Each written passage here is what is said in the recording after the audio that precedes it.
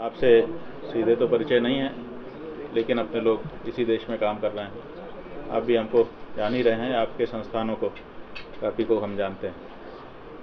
तो बंधुओं, पहले महाराज श्री जो यहाँ का वर्तमान प्रसंग होगा उसको बताएंगे, उसके बाद हम अपनी बात करेंगे। जगद्गुरु शंकराचार्य ज्योतिषपीठाधीश्वर स्वामी और मुक्तेश्वरानंद जी महाराज पधारे हैं। बड़ा सौभाग्य और परम हर्ष का विषय है। हम सभी खुश हैं। मेरी भेंट स्वामी जी से भी महाकुंभ के अवसर पर हुई, तो मैंने इनको आमंत्रित किया और स्वामी जी ने वो स्वीकार किया और पधारे। हम इनका सभी का स्वागत करते हैं।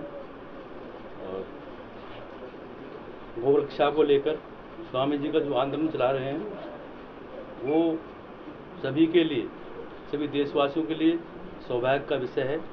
उस पर आगे सबको साथ देना चाहिए और सब मिलकर गौ रक्षा का संकल्प लें और गौ माता को राष्ट्र माता घोषित कराने के लिए सहयोग करें। सदा से भारतीय संस्कृति में आदर जाता है।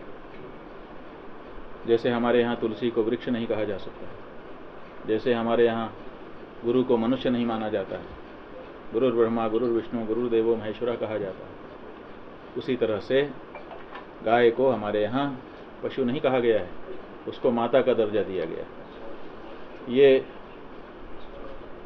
स्वतंत्रता का आंदोलन हमने इसीलिए लड़ा क्योंकि गौ हत्या होने लग गई थी अंग्रेजों के काल में।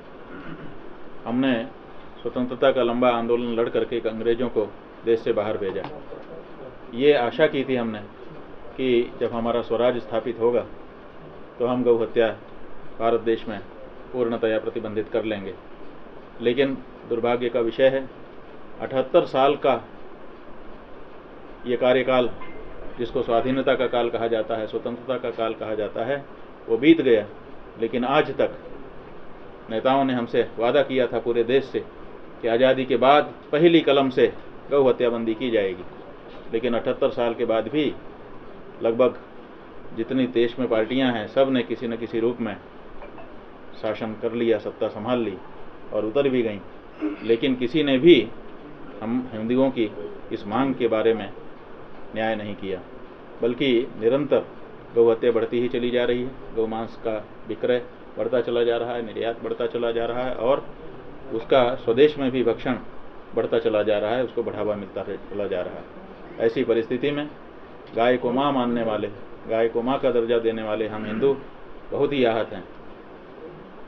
या तो अब हम चाहते हैं कि इस बारे में संत महंत विचार करें, धार्मिक लोग विचार करें कि हम क्या गाय को माता कहना छोड़ सकते हैं।